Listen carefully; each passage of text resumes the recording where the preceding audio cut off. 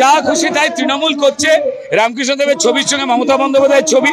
তার আগে কুণাল ঘোষ বলেছিলেন রামকৃষ্ণদেব নাকি মমতা বন্দ্যোপাধ্যায় আর অভিষেক বন্দ্যোপাধ্যায় তিনি নাকি বিবেকানন্দ ছোট করেছিলেন। 21শে জুলাই সভা থেকে রামকৃষ্ণ তৃণমূল, বিবেকানন্দ তৃণমূল হয়েছিল। আমি জানি না আমাদের শ্রদ্ধেয় রামকৃষ্ণ মিশন এত সহনশীল হয়ে যাচ্ছে কেন এদের প্রতি। আমি তাদের বলবো, আমরা যাদের সম্মান করি তাদের যারা ছোট করছে একটুখানি তো কথা বলুন।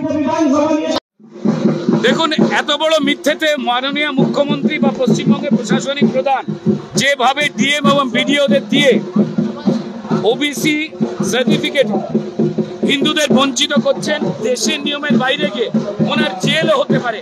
আমি জানি না যে বিভিন্ন বিষয় কোর্ট স্বতঃপ্রণোদিত মামলা করে, এই ক্ষেত্রে যিনি দেশের ক্ষতি করছেন, শুধুমাত্র সনাতনীদের নয় ভারতবর্ষের ক্ষতি করছেন, পশ্চিমবঙ্গের ক্ষতি করছেন, তাদের বিরুদ্ধে কোর্ট বিভিন্ন বিষয় স্বতঃপ্রণোদিত মামলা করে মানুষকে বাঁচাতে চাইলে এই ক্ষেত্রে যারা মানুষের সর্বনাশ করছে তাদের বিরুদ্ধে চুপ হয়ে আছে কেন? ব্রিটিশ সরকার মমতা বন্দ্যোপাধ্যায় এই লাইনটা বলছে, কানে বাজছে বারবার করে, এতগুলো মানুষের রক্ত চলে যাচ্ছে, কোটি কোটি। উনি বলেছিলেন ওনার বাবা স্বাধীনতা সংগ্রামী, তো কিসের স্বাধীনতা সংগ্রাম করেছিলেন তিনি বলতে পারেননি। জয়চাঁদের মতো কিছু লোক ছিল ব্রিটিশদের পক্ষে, যেমন মুঘলদের পক্ষে লোক ছিল, ব্রিটিশদের পক্ষে ছিল। মমতা বন্দ্যোপাধ্যায় ভালো বোধহয় বলতে পারবেন, সেই জন্য এই কথাটা বলেছিলেন। যা খুশি তাই তৃণমূল করছে। রামকৃষ্ণদেবের ছবির সঙ্গে মমতা বন্দ্যোপাধ্যায়ের ছবি। তার আগে কুণাল ঘোষ বলেছিলেন রামকৃষ্ণদেব নাকি মমতা বন্দ্যোপাধ্যায় আর অভিষেক বন্দ্যোপাধ্যায় তিনি নাকি বিবেকানন্দ ছোট করেছিলেন। 21শে জুলাই সভা থেকে রামকৃষ্ণ তৃণমূল, বিবেকানন্দ তৃণমূল হয়েছিল। আমি জানি না আমাদের শ্রদ্ধেয় রামকৃষ্ণ মিশন এত সহনশীল হয়ে যাচ্ছে কেন এদের প্রতি। আমি তাদের বলবো, আমরা যাদের সম্মান করি তাদের যারা ছোট করছে একটুখানি তো কথা বলুন। আমি তৃণমূল যারা করেন সেই হিন্দু, সেই ভারতীয়দের বলবো সাবধানে তাকিয়ে থাকুন। আপনার নেত্রী আপনার ভালো চায় তো ভেবে দেখবেন। আমি কিন্তু বলি कि गर्व से कहो कि हम सनातनी है, गर्व से कहो।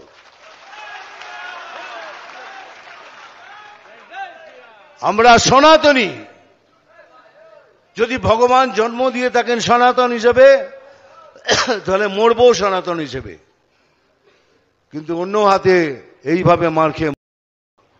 এই জন্য বলছি যারা বুথের লোক আছেন, যারা মণ্ডলের লোক আছেন, যে যেখানে কাজ পেয়েছেন সেটাকে নিষ্ঠা দিয়ে ভালোবাসা দিয়ে একবার এই লাস্ট বার সবাই মিলে চেষ্টা করে আমাদের পার্টিকে জেতান।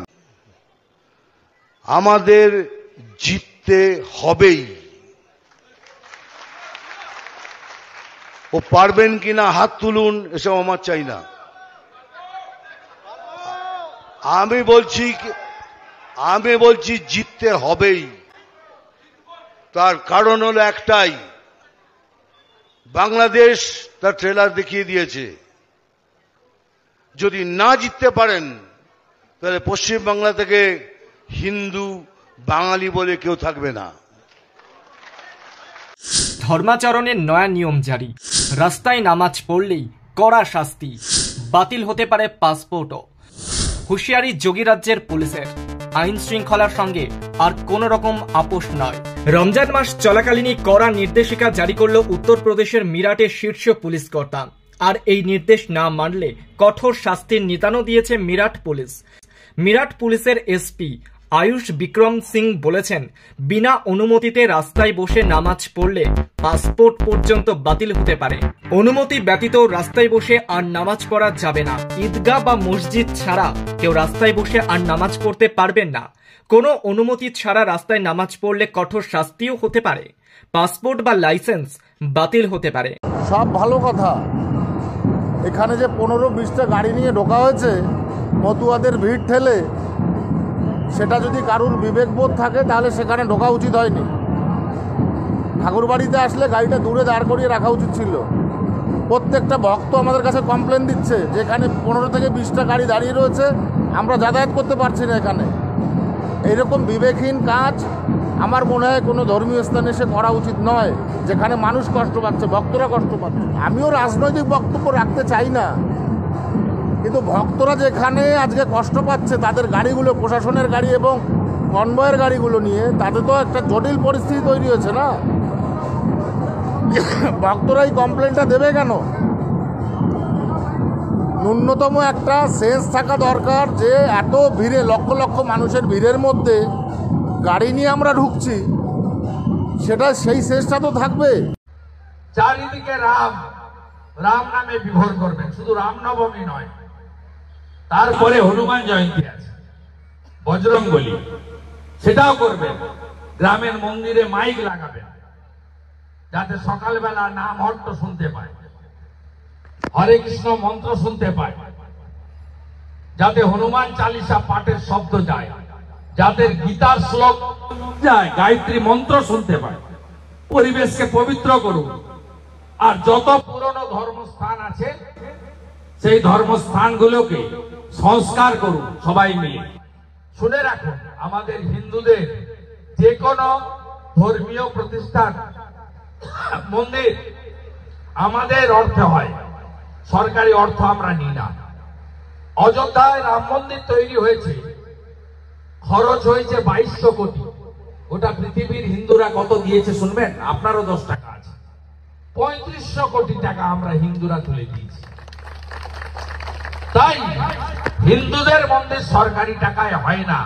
তাই পশ্চিমবঙ্গ সরকার দীঘাতে যে জগন্নাথ দেবের নাম করে একটা কিছু বানাচ্ছে, তার নথিতে নাম হচ্ছে শ্রী শ্রী জগন্নাথ ধাম কালচারাল সেন্টার, অর্থাৎ শ্রী জগন্নাথ ধাম সাংস্কৃতিক কেন্দ্র। তাই মন্দির লেখা যাচ্ছে না, মুখে চালাচ্ছে, কাগজে লেখা আছে শ্রী শ্রী জগন্নাথ ধাম কালচারাল সেন্টার। এটাই তফাৎ। তাই যত হিন্দুদের পুরনো শিব মন্দির আছে, মা শীতলার মন্দির আছে, যত তুলসী মঞ্চ নামহট্ট আছে, সব জায়গায় সুন্দর করে সাজিয়ে তুলুন পরিবেশটা। ভারতীয় সংস্কৃতি, সনাতন সংস্কৃতিকে জাগ্রত করার কাজ করুন। কুম্ভ কে কে গেছিলেন এই গ্রাম থেকে? আমিও গেছি, গ্রামের বাইরে। বাকিরা জল নিয়ে এসছেন, মাথায় ছড়িয়ে দিয়েছেন, সবার স্নান হয়ে গেছে। আমিও এখানে এক্ষুনি গঙ্গা জল ছড়ালাম।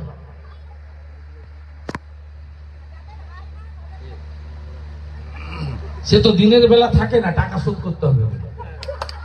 রাত্রে ঢুকে আর সূর্য ওঠার আগে পায়াকারে পা। ওর কথা আমি নাই বা বললাম, পবিত্র জায়গা অপবিত্র হয়ে যাবে। তো সুশান্ত মাইতি জিতে বুঝিয়ে দিয়েছে এখানকার লোক কি চায়, আর বাকিটা বললাম না, সব হবে, চিন্তা করবেন না। আমি আছি, চিন্তা করবেন না। মা বর্গভীমার আশীর্বাদ আছে, চিন্তা নেই। চলুন, ভালো থাকবেন। জয় জয় শ্রীরাম, জয় জয় শ্রীরাম, জয় জয় শ্রীরাম। সনাতন ধর্ম কি